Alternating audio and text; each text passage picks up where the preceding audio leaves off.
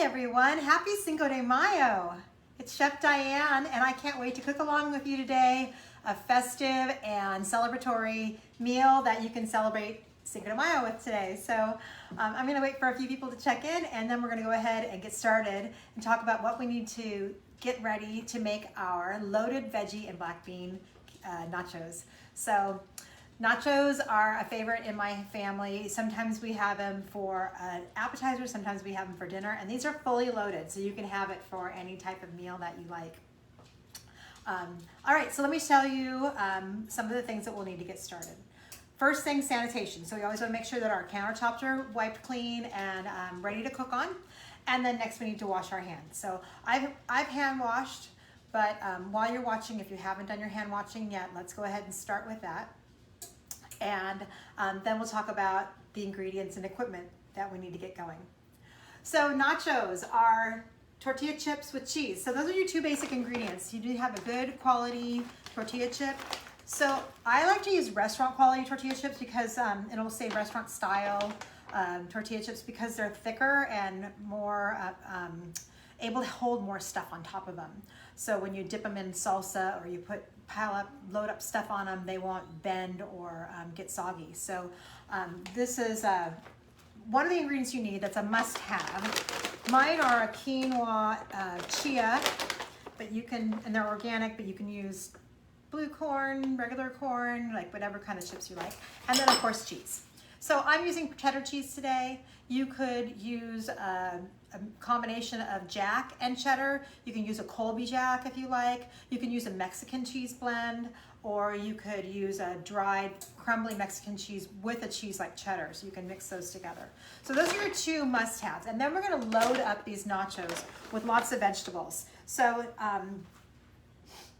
we're going to pick 3 vegetables that you like, that you think you will enjoy on your nachos. And the ones that I picked today are a red bell pepper, fresh corn, and some green onions. And the green onions, I washed and dried these with paper towels, and the green onions I washed and then I wrapped them in a paper towel. And I'm gonna use the bottoms of the green onions to saute with my peppers and corn, and I'm gonna use the top as a garnish. You'll also need to have a lime and some sour cream because we're going to make a lime crema that goes on top. So crema is cream in Spanish, and so you'll need a fresh lime and some sour cream, just a 1/4 cup of sour cream. A can of black beans, or if you like pinto beans better, you could use a pinto bean as well. A ripe avocado. Of course, anytime we are preparing things, we always want to have on hand our oil and salt and pepper. I'm using a avocado oil today. In fact, I'm going to just walk this over to the stove here. And where's my salt? There we go. And then just your favorite salsa that you can serve on the side. So those are our ingredients. Now, if you wanted to have a different kind of vegetable, you could use broccoli cut into small florets. You could use spinach chopped up fine. You could use diced carrots, diced sweet potatoes, whatever your favorite vegetable is. And I kind of like to clean out my refrigerator when I make these nachos. So whatever I have in my produce store that I feel like it's ready to get cooked, zucchini would be great, yellow squash, that sort of thing. So it's kind of like the kitchen sink. You can put whatever you want on top of these nachos and they're loaded and they're gonna be delicious. Then for equipment, what you'll need is a baking sheet, and I put parchment on it. You could use aluminum foil too if you like. And the reason why you wanna do this is you don't want that cheese to melt all over your pan and then have to scrub it off. It's kind of hard to get off. So have that handy. We're not gonna start using it yet. And oh gosh, I'm just gonna take a moment to say hello to my friend Kendrick. He is in St. Thomas right now and checking in to say hello. I can't wait till you get back to the States and cook along, but I know you're having a great time. I love your pictures. What a beautiful place. And happy birthday, Mara. And we'll catch up soon. All right, so our next thing that we want to talk about is our equipment. So we'll be draining these canned beans. Anytime you use a canned bean, you usually want to rinse all that starchy liquid that's they've been sitting in. So get a strainer and a bowl, and this is going to be one of the first things we're going to do. You'll need a can opener. Then you'll also want to have a cheese grater.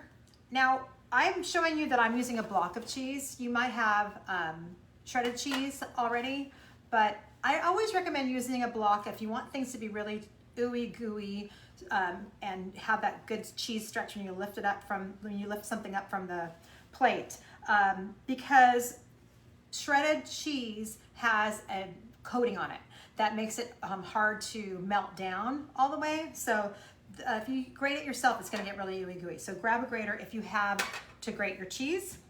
Grab a microplane to take the lime zest off of your lime, and a citrus juicer, or you could use your hands.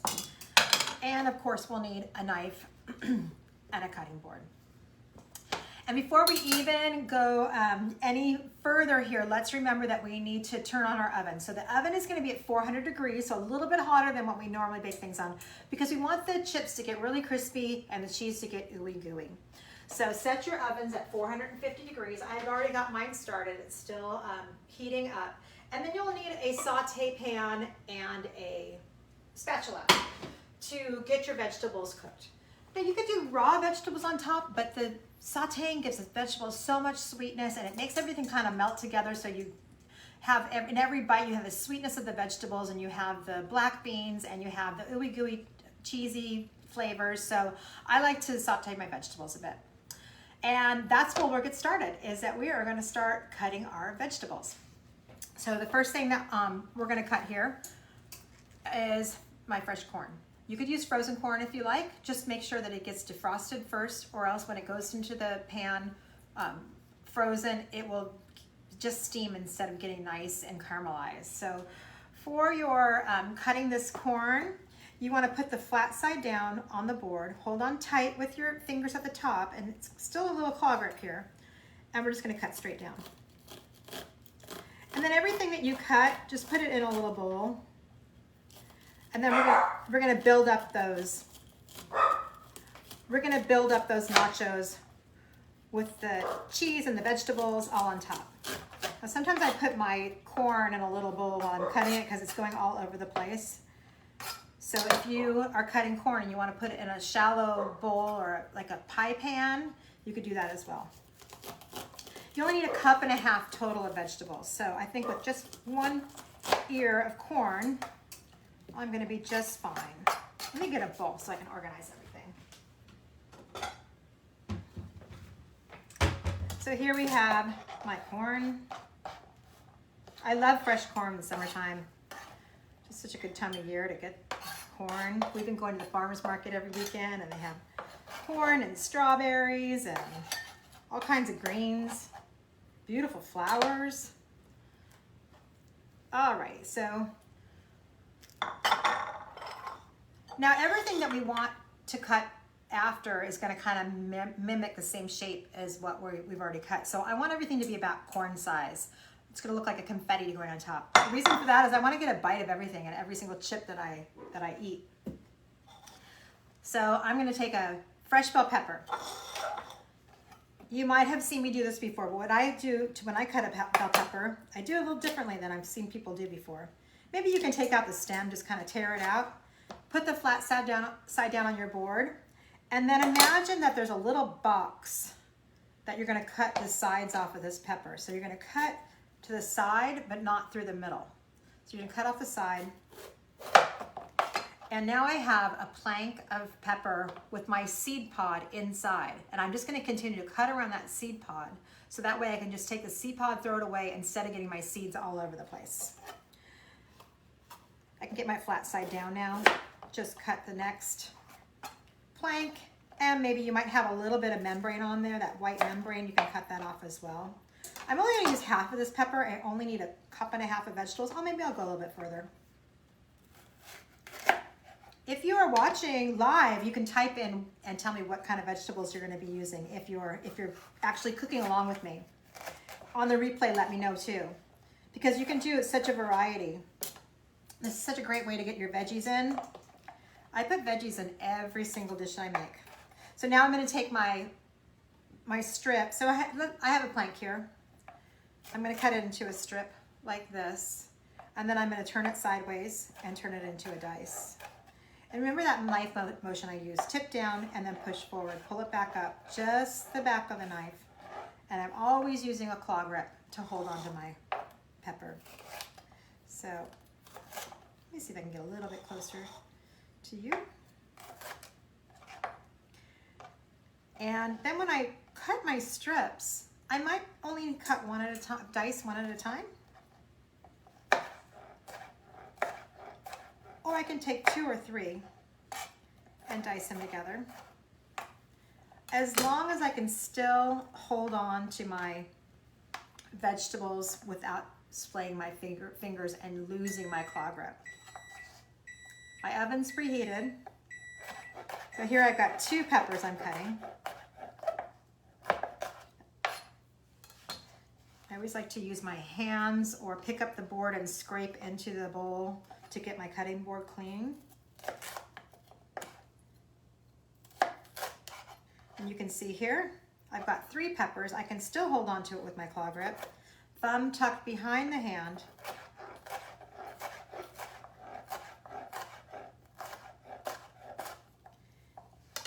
And pick it up. So we'll keep cutting through those peppers or whatever vegetable you have. If you have broccoli, cut it into small florets. If you have zucchini, cut it into small cubes. You're gonna do a dice just like this, slices and then dices. Did anyone look up or talk about at school what Cinco de Mayo means? Mayo means May in Spanish, and Cinco means 5. So this is a holiday that celebrates Mexico's independence from Napoleon III, who was a French ruler. And they won a battle against France called the Battle of Pueblo. And that's why we celebrate Cinco de Mayo. I think I'm gonna just go with part of my pepper because now I almost have a 1.5 cups. And the next thing that I'll be making is my onions. So I'm gonna do the bottoms of the onions in my skillet. So have an adult turn on your skillet or your saute pan, whatever you're gonna cook your vegetables in.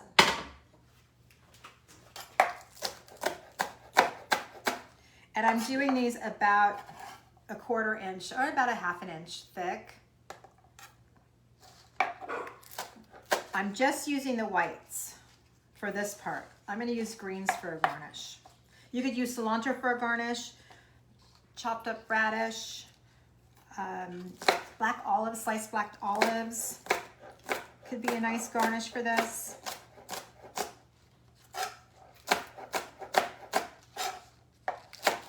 All right, these I'm gonna save for later. And now I have my vegetables. So here you see how they're confetti-sized pieces, and they're gonna sprinkle really well over my nachos so everyone can get a bite of every single vegetable. So I'm gonna I started heating my saute pan. I'm gonna give these vegetables just a quick little saute to bring out all the sweetness. I'm gonna tell my dogs to be quiet. I'll be right back. Lester. Snickers, no. No.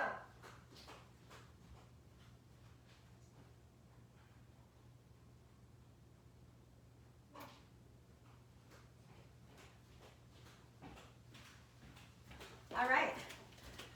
So I'm using avocado oil. I like the flavor of avocado oil, and I like that it has a higher heat point, so things get nice and toasty and brown and golden and caramelized and sweet, and just enough to coat the bottom of the pan.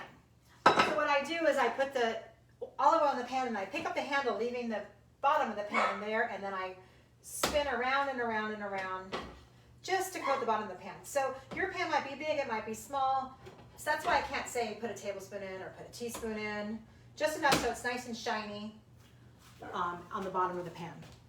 Then our vegetables are going in. Got a spatula. When I hold my spatula, I hold it like I'm gonna shake somebody's hand, and then I turn my elbow up and my hand down, so that way I don't have any danger of burning my elbow, burning my wrist. It stays far away from the splatter of the food. And I'm gonna slide these veggies in. You can put garlic in here if you're a garlic lover, red onions, lots of different options.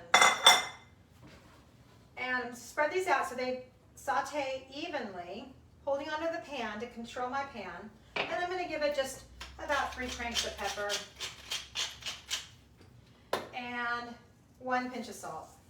And then I'm going to go back to making the rest of my ingredients for my loaded veggie black bean nachos. So I'm going to do my beans next. Black beans, or you could use pintos if those are your favorite.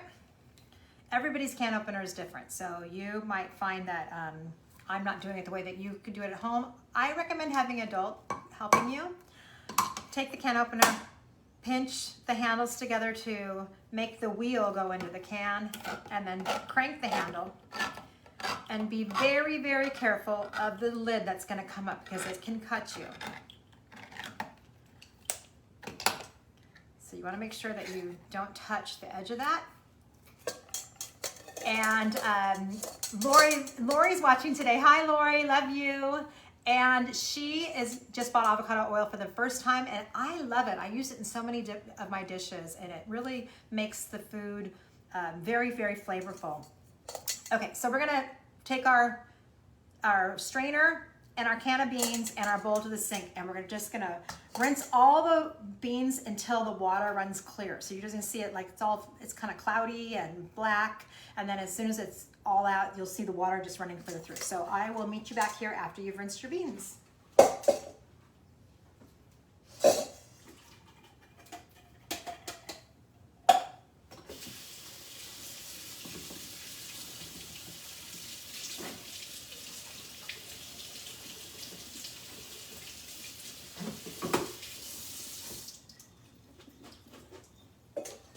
After you've rinsed them, give them a good shake. Get all that water out. Put them to the side. We're gonna let them strain a little bit more. And we'll have a look at our vegetables. So you can just put those right here. Grab your spatula, grab the pan handle. See how it's going over here. When you saute, it should be making a sizzling sound. If it's not making a sizzling sound, you can turn it up, turn up the heat, or turn down the heat.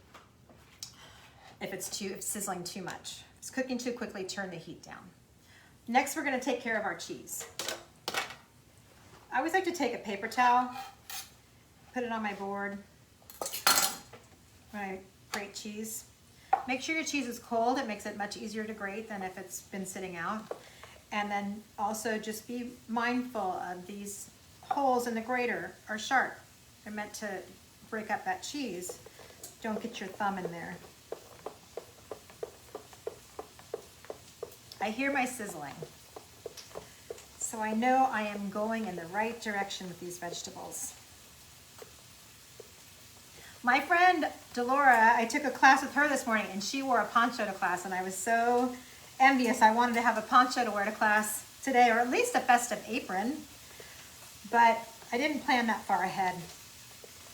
But we do have these festive loaded veggie and black bean nachos that'll really make us feel like celebrating.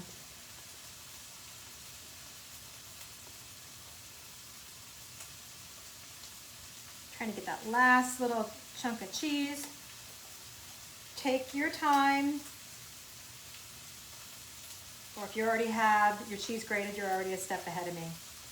Let's take a moment just to kind of clean as we go. So I've got my cheese. I'm going to grab my baking sheet that has the parchment paper. I'm going to have another look at my vegetables. Holding onto the pan, giving a little bit of a stir with my spatula. You can also shake it. Just shake it, pushing it back and forth. And that will make the veggies from burning. All right, we're ready to start building these nachos. Remember that your oven should be at 400 degrees. And I like to do nachos in layers. So I'm going to do one layer on the bottom, kind of close together, so there's no spaces that would make things fall through the sheet pan.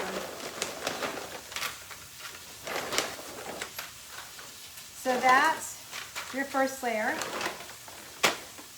Then we're gonna take some of our beans and sprinkle it.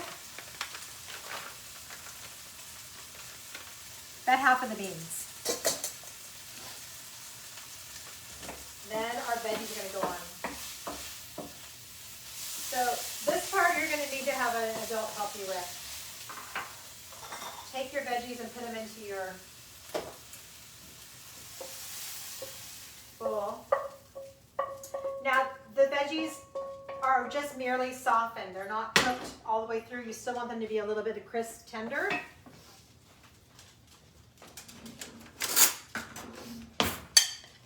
So you're gonna sprinkle that over, half of it.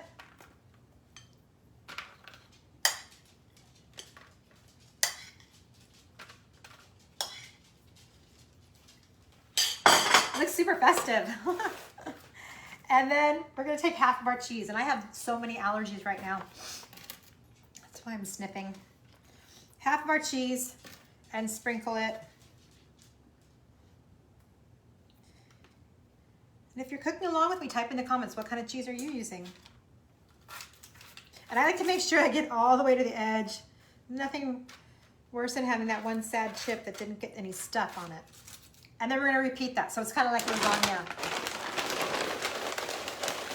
So 8 ounces total of chips. My chip bag is 11 ounces, so I'm just gonna have a little bit left behind. Evenly distribute those chips. The other half of the beans are gonna go on.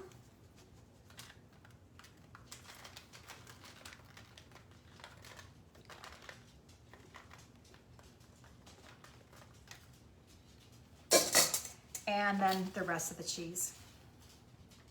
And this is gonna go into your 400-degree oven for about 5 to 7 minutes.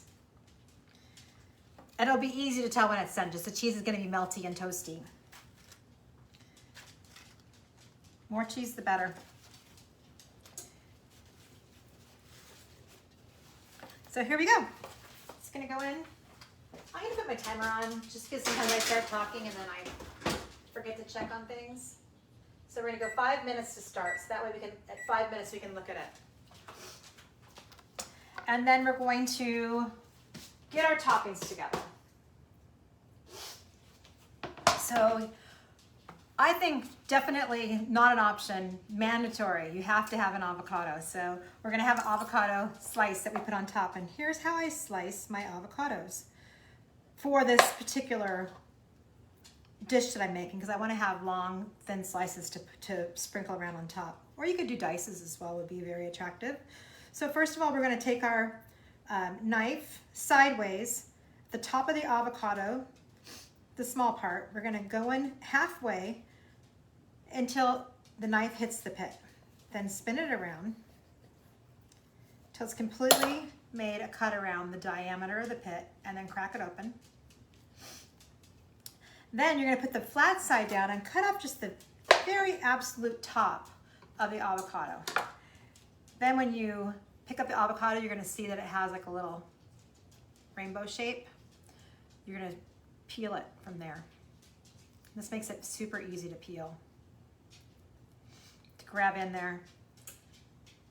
For this, when you're cutting like this, it's a less ripe avocado is a little bit better.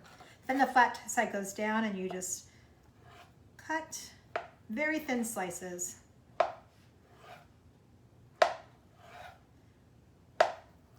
I just put my finger there when I pull the knife away so that they all kind of stay in line, but your avocado slices are gonna look like this. And those are gonna be the garnish that goes on top.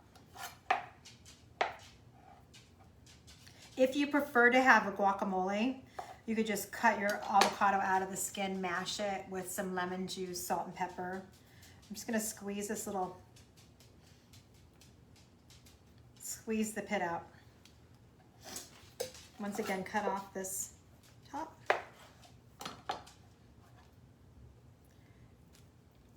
And peel it. Other options for toppers, you could just get a can of black olives and drain those and put those on top. Cilantro. Cut up radishes. I'm going to use my green onions.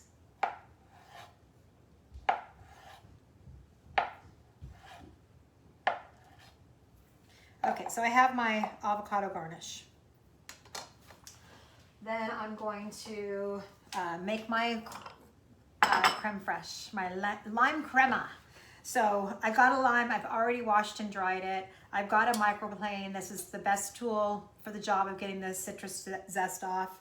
The other option would be you could cut a very thin zest strip off and then mince it up, but it's a little bit laborious. So hold on to your lime, or you can put it onto your cutting board, however you prefer to zest, and then you, being very mindful of the sharp teeth, just stroke it towards you and then turn it, and stroke it towards you and turn it. You don't want to go up and down on the skin because then you get too deep, and that white part of the lime is what makes things bitter. We just want the sweet citrusy oil of the lime, and you only need about a teaspoon. Sometimes it's easier when you put it down on the cutting board. It helps you make it more stable. So I have about a teaspoon of lime zest. I'm going to tap, tap, tap it into my quarter cup of sour cream. And then we're going to put some lime juice in. I'm going to make mine really limey. It says a teaspoon in the recipe, but I like a little bit more acid in my sauces that are creamy. So I'm going to take my lime, cut it in half, put the flat side down, squeeze the handles together, and put that right into my sour cream. And I always like to give it a little season, so I'll give it a pinch of salt and mix this together until it's all incorporated, and it'll be a little bit looser than regular sour cream, which makes it great to drizzle over the top of your nachos.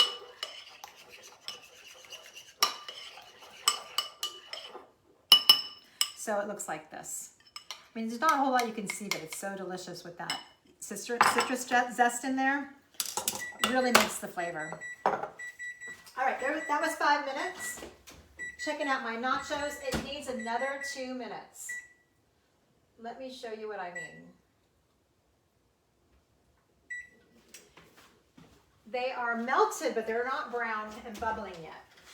So I want some bubbly cheese. So I'm just going to, 2 more minutes is going to do it.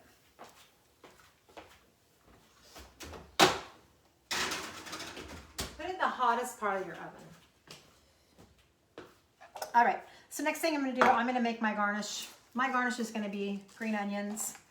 I just need a handful.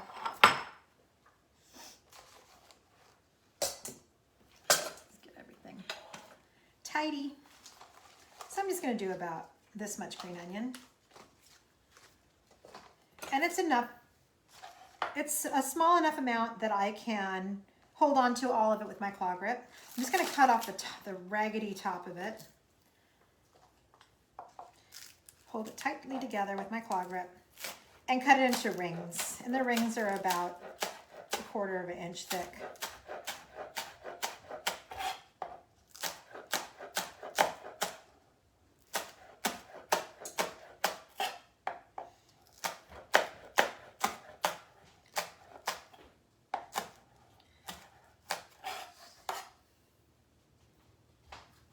Remember, when we clear our knife, we just push the food away from the blade. We don't rub our fingers down at the bottom of the blade.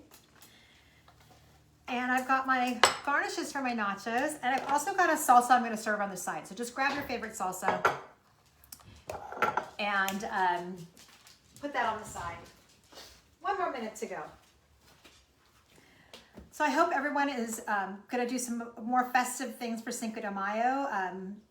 My friend Delora, who wore the poncho today, also did a Mexican hat dance. So I don't know if any of you have done that in a long time, but they're really fun to do. Let's check out those nachos. And they are right where I want them to be. So look at those. There's bubbly They are cheesy, they are browned, everything's heated through, delicious, ready to eat. The only thing I need to do now is just make it look beautiful. My avocado slices are going on top. My lime crema is getting drizzled.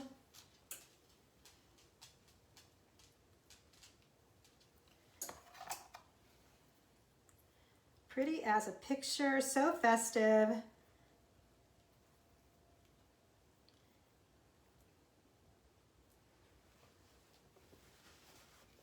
go with my green onion garnish. I always like to give things a pop of green color. And then this gets drizzled on top. And it can be messy, it doesn't have to be beautiful.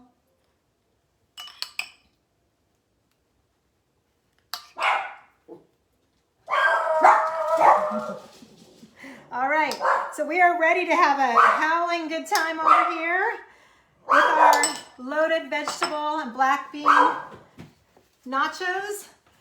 I hope that you enjoy yours. Happy Cinco de Mayo. If you have any questions, please just leave them in the comments. I'm only watching the next half hour, so if you get stuck, I will be here to take care of you. I can't wait to cook along with you next week. And also, if you want more cook along stuff, I have my my Farm Box boot camp that will teach you lots and lots of skills. So I'll drop a link in my comments as well. These dogs are making me a little crazy. So bye everybody. Happy Cinco de Mayo.